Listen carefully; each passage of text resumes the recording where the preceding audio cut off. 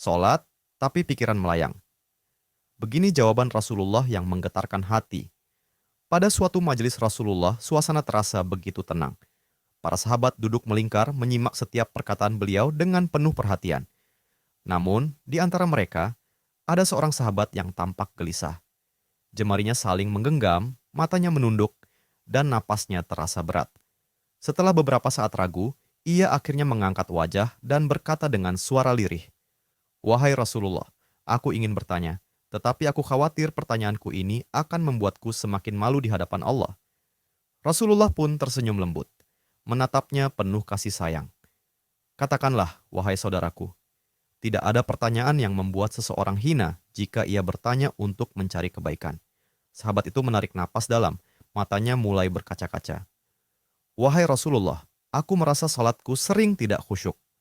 Kadang aku mengingat urusan dunia, kadang pikiranku melayang entah kemana. Aku takut salatku tidak diterima oleh Allah. Apakah dengan salat seperti itu, aku tetap mendapatkan pahala?" Suasana majelis seketika menjadi hening. Para sahabat lainnya ikut menunduk, merasakan kegelisahan yang sama. Mereka tahu betapa beratnya pertanyaan itu. Namun, yang terjadi setelahnya benar-benar di luar dugaan. Rasulullah tidak langsung menjawab. Beliau menatap sahabat itu dengan penuh kelembutan. Lalu tiba-tiba air mata mulai membasahi pipi beliau. Para sahabat terkejut. Mereka jarang melihat Rasulullah menangis dalam situasi seperti ini. Dengan suara bergetar, beliau berkata, "Demi zat yang jiwaku berada di tangannya, sungguh setan tidak akan pernah berhenti berusaha mencuri bagian dari sholat seorang hamba hingga ia teralihkan. Tetapi ketahuilah, Allah tetap melihat usahamu." Rasulullah menarik napas dalam, lalu melanjutkan, "Wahai saudaraku, jika engkau meninggalkan salat hanya karena takut tidak khusyuk, maka setan akan menang.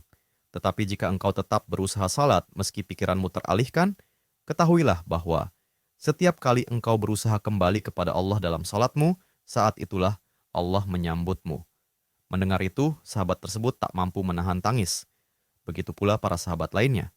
Kemudian Rasulullah melanjutkan dengan penuh kelembutan. Bayangkan seorang ibu yang melihat anaknya berjalan ke arahnya, tetapi anak itu sering jatuh dan tersandung. Apakah sang ibu akan marah? Tidak. Ia justru akan berlari menghampirinya, mengangkatnya, dan mendekapnya erat. Itulah Allah. Ia lebih penyayang daripada seorang ibu kepada anaknya. Selama engkau terus kembali, Allah akan selalu menerimamu. Air mata mengalir di pipi sahabat itu. Kata-kata Rasulullah begitu menusuk hatinya. Sejak hari itu, ia tidak lagi putus asa dalam sholatnya.